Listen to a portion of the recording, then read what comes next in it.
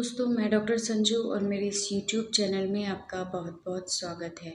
दोस्तों, आज के इस वीडियो में हम बात करने वाले हैं प्रेगनेंसी के फर्स्ट ट्राइमेस्टर यानी कि शुरुआत के 3 महीने के दौरान कौन कौन से अल्ट्रासाउंड कराए जाते हैं उसके बारे में। इस टॉपिक पे मैं पहले भी वीडियो बना चुकी हूँ जिसमें मैंने आपको डिटेल में बताया है कि प्रेगनेंसी के पूरे 9 महीने के दौरान हमें कौन कौन से अल्ट्रासाउंड कराने चाहिए, वो अल्ट्रासाउंड कब कराने चाहिए और उनको कराने से हमें कौन कौन सी इन्फॉर्मेशन मिलती है उस बारे में। आप उस वीडियो को जाके चेक कर सकते हैं। आज के इस वीडियो में हम बात करने वाले हैं प्रेगनेंसी की शुरुआत में सबसे पहला अल्ट्रासाउंड कौन सा कराना चाहिए और इस अल्ट्रासाउंड को कराने की क्या इम्पोर्टेंस होती है उस बारे में। काफ़ी बार फीमेल्स आती हैं जब ओपीडी में, तो उनसे पूछा जाता है कि आपने अपना अल्ट्रासाउंड कब कराया, तो वो यही कहती हैं कि हमें कोई प्रॉब्लम नहीं हुई इसलिए हमने अभी तक कोई अल्ट्रासाउंड नहीं कराया है। और जब उनको एकदम से कोई प्रॉब्लम होती है, जैसे कि उनको स्पॉटिंग महसूस होती है या पेट के निचले हिस्से में दर्द रहता है, और ऐसे में जब उनको अल्ट्रासाउंड की एडवाइस की जाती है और जब वो अल्ट्रासाउंड कराती हैं फिर पता लगता है कि ये तो मिस्ड अबॉर्शन या फिर एक्टोपिक प्रेगनेंसी का केस है। एक्टोपिक प्रेगनेंसी जो होती है वो बहुत ही ज़्यादा खतरनाक साबित होती है कई गर्भवती महिलाओं में, जिसमें गर्भवती महिला की डेथ भी हो सकती है। तो इसलिए फर्स्ट जो अल्ट्रासाउंड है उसको टाइमली कराना बहुत ही ज़्यादा ज़रूरी होता है। तो आज हम यही बात करने वाले हैं कि फर्स्ट ट्राइमेस्टर में जो अल्ट्रासाउंड है वो कब कराना चाहिए और इसको कराने से हमें क्या क्या इन्फॉर्मेशन मिलती है उस बारे में।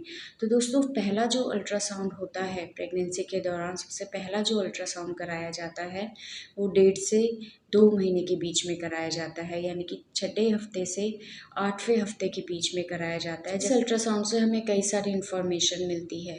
सबसे पहले फीटल हार्ट साउंड का हमें पता चलता है कि यानी कि बच्चे की धड़कन आई है या नहीं, इस बारे में हमें इन्फॉर्मेशन मिलती है।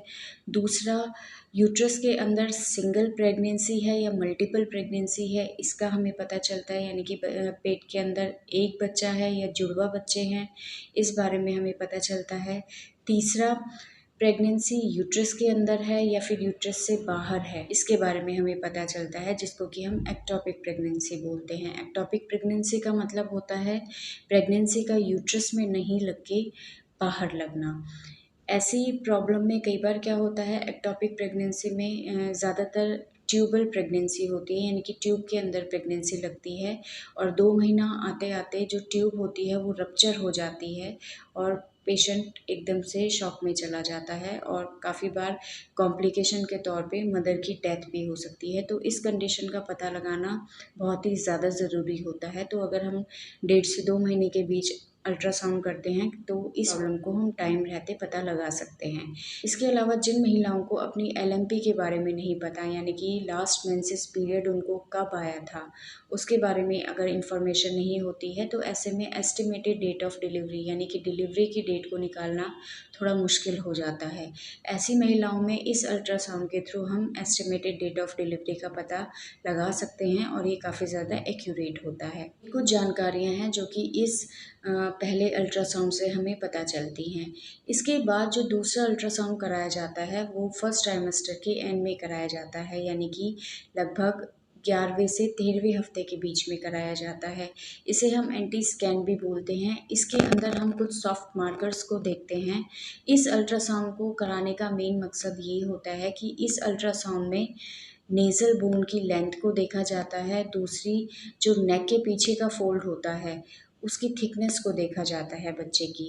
इस अल्ट्रासाउंड से बच्चे में किसी भी तरह की अगर क्रोमोसोमल एबनॉर्मेलिटी है तो उसके बारे में पता लगाया जा सकता है। इस अल्ट्रासाउंड में 2 चीज़ें देखी जाती हैं। पहला, बच्चे के नाक की हड्डी की लेंथ देखी जाती है, यानी कि नेज़ल बोन लेंथ देखी जाती है।